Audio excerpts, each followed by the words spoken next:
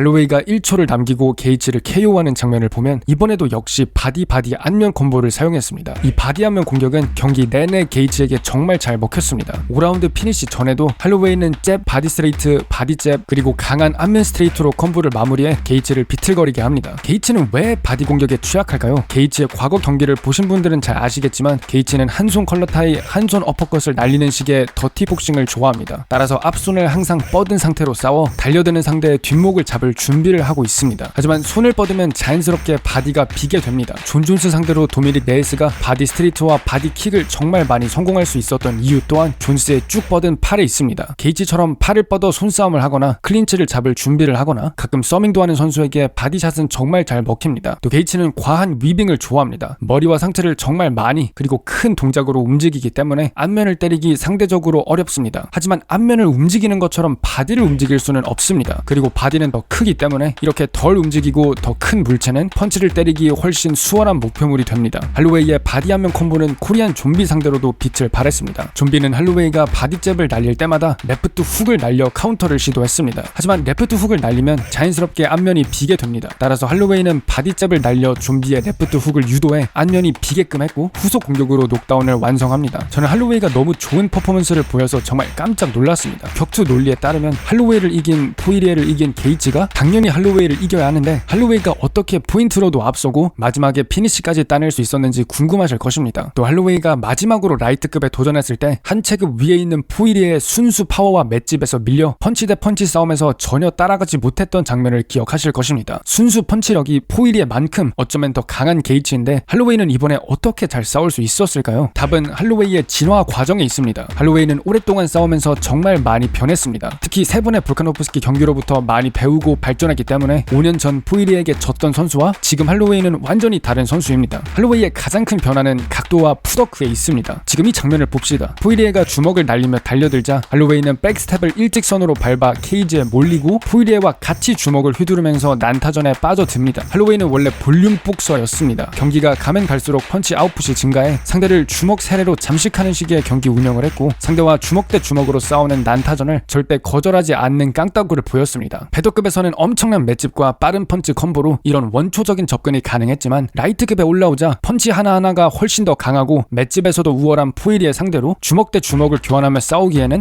역부족이었습니다. 하지만 이번 게이치와의 경기를 봅시다. 게이치가 펀치를 날리며 달려들자 할로웨이는 일직선으로 빠지는 게 아니라 바로 각을 잡고 옆으로 돌아 나가면서 파워펀처인 게이치와 절대 장시간 주먹을 교환하지 않습니다. 그냥 일직선으로 빠져 케이지에 갇히고 자꾸 근거리 난타전에 빠져들었던 포이리의 경기와는 완전히 다른 모습을 보입니다. 나비처럼 날고 벌처럼 쏜다는 말이 있죠. 할로웨이는 정말 나비처럼 돌아다니면서 각을 잡고 기회가 있을 때만 간결한 콤보를 날리며 달려들었습니다. 이 방어적인 푸더크와 각도 점유에서의 발전은 할로웨이가 코리안 좀비, 아놀드 앨런, 저스틴 게이츠와 같은 하드펀처 상대로 받는 데미지를 최소화하게 해주어 장기적인 커리어 측면에서도 아주 유리하게 해줍니다. 할로웨이의 또 다른 변화는 머리 스타일입니다. 모발의 길이와 격투 능력이 반비례한다는 점은 오래전부터 증명된 사실입니다. 풍성한 머리를 자랑하던 할로웨이가 이번 게이츠와의 BMF 타이틀 전에서는 추가적인 파워와 맷집을 얻기 위해 머리를 짧게 밀고 온 것을 볼 수 있습니다. 할로웨이는 물론 돈도 많고 싸움도 잘하니까 머리에 그렇게까지 신경 쓸 필요가 없지만 저희는 탈모 정말 조심해야 합니다. 이럴 때 사용할 수 있는 제품이 바로 비거너스 탈모 샴푸입니다. 1등만 알아주는 요즘 세상에서 비거너스 탈모 샴푸는 2024년 3월 5일 기준으로 네이버 탈모 케어 부문에서 1위를 기록하고 있고 출시 3달 만에 3차 완판까지 달성한 제품입니다. 비거너스 샴푸는 완전히 비건 성분으로만 구성되어 있으며 모발 빠짐 개선에 효과적인 곡물 3종 추출물을 함유하여 탈모의 본질적인 원인인 두피 건강을 케어합니다. 일반적으로 실리콘 성분이 함유된 샴푸는 모공을 막아 염증과 탈모를 유발할 수 있습니다. 하지만 비거너스 샴푸는 실리콘을 포함한 유해 성분 15종을 포함하고 있지 않으며 pH 6.4인 미산성이기 때문에 두피 자극을 최소화한 제품입니다. 개인적으로 저도 탈모 걱정을 하고 있습니다. 하지만 탈모약은 가격도 저렴하지 않고 부작용 문제 또한 만만치 않습니다. 그래서 일상생활에서 두피를 케어할 수 있는 방법을 생각해보다가 탈모 샴푸를 떠올렸고 이 제품을 선택하게 되었습니다. 제가 두피도 그렇고 전반적으로 민감성 피부를 가졌거든요. 그래서 미산성이고 비건 성분으로 무해한 비거너스 샴푸가 저에게 정말 잘 맞았습니다. 또한 1회 사용 만족도가 무려 99.6%를 기록하고 있습니다. 불만족 시 이유 불문하고 100% 환불되기 때문에 구매하셔도 부담이 적습니다. 비거너스 대표님도 격투기 팬이셔서 제 채널 구독자분들께 역대 최대 할인율을 제공해드리고 있습니다. 영상 설명란과 아래 고정 댓글에 있는 특별 링크로 구매하시면 위와 같은 할인율로 구매하실 수 있으니 참고 부탁드리겠습니다. 할로웨이의 뛰어난 각도 점유와 사이드 스텝은 아놀드 앨런과 코리안 좀비 경기에서도 정말 잘 잘 보였습니다. 앨런이 전진하면 할로웨이는 항상 각을 잡고 옆으로 빠져나가거나 킥을 통해 앨런의 강한 전진 압박을 막았습니다. 이 킥도 할로웨이가 가면 갈수록 잘 사용하는 무기 중 하나입니다. 특히 상대의 무릎과 허벅지에 날리는 프론트킥과 딥킥은 상대의 전진 움직임을 저해하는데 정말 효과적인 동작입니다. 경기를 보면서 아니 별로 세게 차지도 않는데 왜 자꾸 다리를 툭툭 건드리나 의문을 가지실 수도 있습니다. 하지만 이런 가벼운 킥을 절대 무시하면 안 됩니다. 아이스 스케이트를 탈 때 조금만 옆으로 밀어도 이동하는 방향 자체가 달라지듯이 전진하면서 공격할 때 다리를 뒤로 밀어내는 딥킥은 균형을 무너뜨리고 제대로 된 전진 움직임을 정말 많이 방해합니다. 게이츠의 상체는 앞으로 움직이지만 다리는 킥 때문에 뒤로 밀려있는 자세를 몇 번 보셨을 것입니다. 이런 상태에서 제대로 된 전진 압박과 공격은 아주 어렵습니다. 할로웨이의 스피닝킥도 정말 끝내주게 좋았습니다. 원래 자주 사용하는 무기이지만 게이츠의 숙이는 습관 때문에 더 많이 사용한 것 같습니다. 스피닝킥은 순간적으로 상대에게 등을 돌리고 균형이 무너지기 때문에 어떻게 보면 위험한 동작입니다. 킥을 차다가 백을 잡힐 수도 있고 카운터에 맞을 수도 있습니다. 따라서 이렇게 큰 동작은 공격이 빗나가지 않는다는 확신이 있을 때만 사용해야 하는데 언제 그런 확신이 있을까요? 바로 상대가 케이지에 몰려 있어서 더 이상 백스텝을 밟지 못하거나 저에게 완전히 다가오고 있을 때입니다. 저를 향해 전진하는 상대는 순간적으로 방향을 바꾸거나 갑자기 백스텝을 밟을 확률이 적기 때문에 스피닝킥을 찼을 때 킥이 빗나가 제가 균형을 잃을 확률 또한 적어 상대적으로 안전해집니다. 과거 코리안 좀비의 플라잉 니킥을 설명해드릴 때도 비슷한 개념을 살펴보았습니다. 플라잉 니킥도 동작이 크고 위험하기 때문에 열린 공간에서 그냥 사용하기보다는 상대가 케이지에 몰려 더 이상 백스텝을 못 밟거나 저에게 빠르게 다가오고 있어서 0.5초 뒤에 있을 허공을 향해 니킥을 날리면 빗나가지 않고 목표를 찾을 확률이 높다고 말씀드렸습니다. 결과적으로 할로웨이에게 너무 좋은 상황이 만들어졌습니다. 볼카에게 3번이나 졌기 때문에 볼카가 장기 집권하면 할로웨이는 더 이상 할 게 없는 상황이었습니다. 하지만 토프리아라는 새로운 챔피언이 생겼고 또 라이트급에서 게이츠라는 빅네임을 꺾었기 때문에 어쩌면 패더급 타이틀에 다시 도전할 명분이 생긴 것입니다. 할로웨이 정말 갈수록 발전하는 모습과 평상시의 성격, 격투기 선수로서의 철학이나 경기 스타일 정말 다 너무 멋있다고 생각합니다. 메인 이벤트인 페레이라 대 힐도 정말 재미있었습니다. 저는 페레이라가 힐의 사우스포 스탠스에 어떻게 대응할지 궁금했는데 왜냐면 페레이라의 가장 중요한 두 무기 레프트 훅과 아웃사이드 레그킥은 모두 상대가 오소독스일 때 잘 먹히기 때문입니다. 상대가 오소독스면 뒷발로 강한 아웃사이드 레그킥을 찰 수 있고 레프트 훅도 오직 글러브 하나로만 막힙니다. 하지만 상대가 사우스 보면 이제 아웃사이드 레그킥을 차려면 뒷발이 아닌 앞발을 사용해야 해서 더 약하고 전조 동작까지 있어 페레이라 입장에서 불리합니다. 레프트 훅의 경우에도 이제 상대의 어깨라는 거대한 신체 부위와 글러브가 같이 앞면을 보호해주기 때문에 성공률이 떨어질 수밖에 없습니다. 결과적으로 페레이라는 힐과 레그킥 싸움에서 전만큼 좋은 모습을 보이지는 않았습니다. 킥 몇 개가 빗나갔고 킥을 몇 차례 허용하기도 했습니다. 만약 다른 파이터라면 몰라도 힐은 레그킥 방어가 많이 부족한 선수입니다. 킥을 체크하는 장면을 한 번도 보지 못했고 살면서 찬 킥이 손에 꼽을 정도인 글로버 테세이라에게도 강한 레그킥을 허용하고 다리에 많은 데미지를 입기도 했습니다. 레그킥을 정말 잘 체크해 아데사냐에게도 문제를 준 블라우비치를 떠올려 봅시다. 이런 블라우비치도 페레이라가 쉽게 카프킥으로 괴롭혔는데 이번에 힐 상대로 어려워한 것을 보면 사우스포 선수가 페레이라에게 앞으로 많은 어려움을 줄 수 있다고 생각합니다. 레프트 훅의 경우 일반적으로 반대 스탠스면 훅이 어깨에 걸려 데미지가 감소할 수 있습니다. 하지만 지금 힐은 스트레이트를 날린 상태입니다. 따라서 몸이 평상시보다 돌아가 있기 때문에 정면을 바라보고 있고 이렇게 되면 평상시의 스탠스와 달리 어깨가 더 이상 앞면을 레프트 훅으로부터 가려주지 않습니다. 페레이라의 훅은 힐을 깔끔하게 다운시킬 수 있고 파운딩으로 경기가 마무리됩니다. 개인적으로 페레이라가 사우스포이고 게다가 레슬링까지 장착되어 있는 앙칼라이프 상대로 어떤 모습을 보일지 정말 궁금합니다. 물론 그래플링 많이 좋아졌지만 그래도 아직까지 만난 상대 중 그래플링이 많이 위험한 선수는 없었기 때문에 앙칼라이프가 문제를 많이 주지 않을까 생각해봅니다. 이번 UFC 300 리뷰는 여기까지 하겠습니다. 영상을 스폰서해주신 비거너스에게 다시 한번 감사의 말씀을 드리고 시청해주셔서 감사합니다.